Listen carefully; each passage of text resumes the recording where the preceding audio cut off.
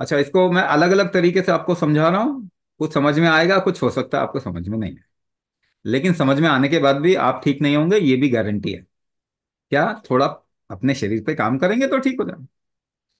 अच्छा, जितने भी लोग कफवात प्रकृति के हैं, कफ प्रकृति के लोग हैं, शरीर का ऊपरी हिस्सा कफ का पार्ट है, मिडिल वाला पित्त और नीचे वाला कमर से नीचे वात वाला पार्ट होता है।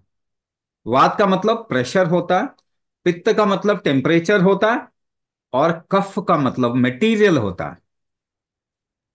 तो कफ प्रकृति के लोगों में उनकी बॉडी की हीट बढ़ाने की क्षमता हमेशा कम होती है। बॉडी जल्दी ठंडा हो जाता है, गर्मी नहीं होता।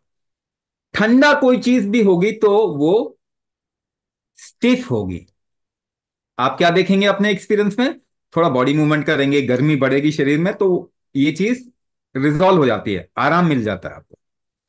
तो ठंडी प्रकृति के लोगों में, कफ प्रकृति के लोगों में छाती के ऊपर के हिस्से में ज्यादा प्रॉब्लम होती है। तो सर्वाइकल बोल रहे हैं, फ्रोजन शोल्डर होते हैं ऐसे लोगों को। ठीक है ना? स्टिफनेस ऑफ जॉइंट होगा, माइग्रेन होगा, सिर दर्द रहेगा, ग्लूकोमा हो सकता है।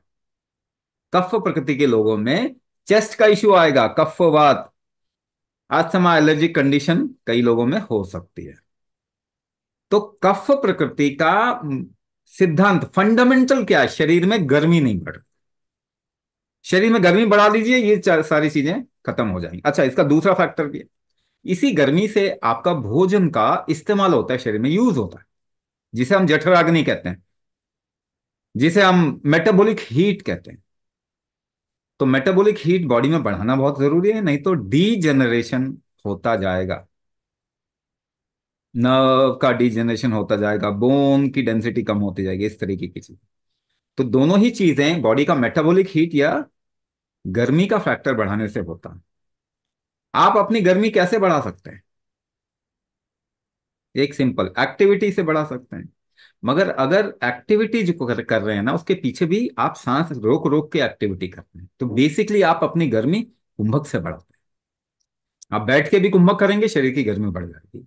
एकदम से जॉइंट जो है ना सफल हो जाते हैं, सॉफ्ट हो जाते हैं। आप एक्सपेरिमेंट कर, हाँ, थोड़ी देर सांस रोको, तकरीबन 7 से 8 मिनट अपनी कैपेसिटी से रोकें, और उसके बाद देखें। उससे पहले अपने सिर को घुटने से लगाने की कोशिश करें, उसके बाद लगाने की कोशिश करें। क्या देखेंगे? 10 मिनट के अंदर आप ज्यादा फ्लेक्सिबल हो जाए।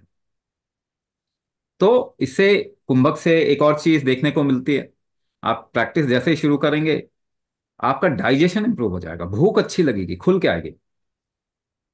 तो आपके रीजनरेशन आपकी बॉडी में बढ़ेगा, है ना? कफ जो होता है मटीरियल होता है, मटीरियल मैनेजमेंट के लिए दो चीजें जरूरी होती है, वो होता है प्रेशर और टेम्परेचर।